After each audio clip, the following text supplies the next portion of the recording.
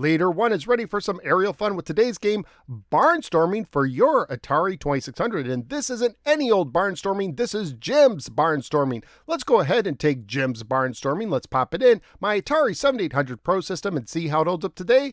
Let's go to the game. Jim!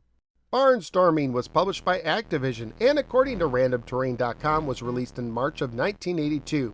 It was the first game programmed by Steve Cartwright, who would later program other games for Activision, including Sequest, which I reviewed in episode 232, and Frostbite, which I reviewed in episode 581. Mr. Cartwright would continue working on games for various companies, including several PGA Tour games for Electronic Arts in the mid to late 90s. The manual opens with the following: pull on your goggles and check your controls. You're about to embark on a daredevil flight through the wild blue yonder.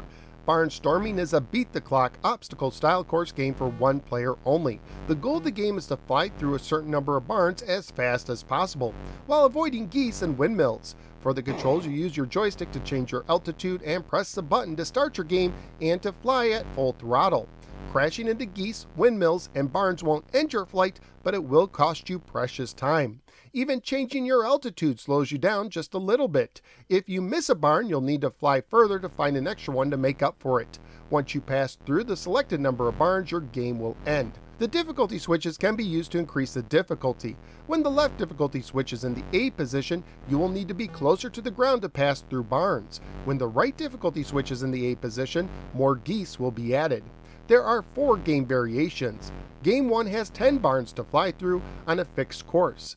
Games 2 and 3 both have 15 barns to fly through on different fixed courses, and Game 4 has 25 barns on a randomized course. If you beat the times of 33.3 seconds on Game 1, 51 seconds for Game 2, or 54 seconds for Game 3, you could send a photo of your final score to Activision back when the game was originally released for the Flying Aces patch. I was able to get all 3 scores, but I will say that the Game 1 goal was the hardest, with almost no room for errors, while the goals for Games 2 and 3 allowed you to take a bump or two while still meeting the objective.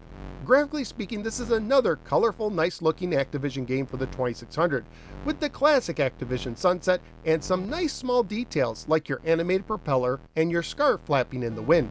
The sounds are limited and basic, but they get the job done.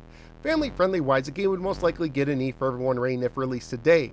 Currently at PriceCharting.com, the game has a value of $6 loose, $19 complete, and $97 new. So what do I think of Barnstorming for the Atari 2600?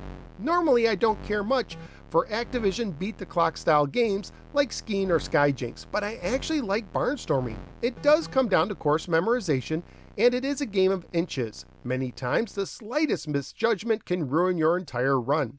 But thankfully the game is short enough that it's easy to give it one more try after another in short bursts. It also helps that the game looks good and controls very well. Enjoyment can be limited once you achieve a score you're after, but this is a game I can easily play every now and then. So where am I going to rank Barnstorming? I'm looking in the upper half of my rankings, somewhere around the 110s or the 120s. I do like Donkey Kong more at 119, and yes, I'm one of those people who actually thinks 2600 Donkey Kong is pretty fun, but I will put this over MASH at 120. So of the 256 games that are now ranked for the Atari 2600, Barnstorming is taking off at the 120 position. Barnstorming is one of the better beat-the-clock, obstacle course style games for the Atari 2600. But that's just what I think. What do you think? Let me know in the comments below. Also, please like, share, and subscribe. Follow me on the Twitter, join the Discord, support the show at patreon.com/NoSwearGamer, and click the bell so you don't miss any future videos. Thank you for giving me a little part of your day, and I look forward to seeing you next time in the next episode of the No Swear Gamer. Take care and watch out for them geese. Good thing they just bounce off your propeller.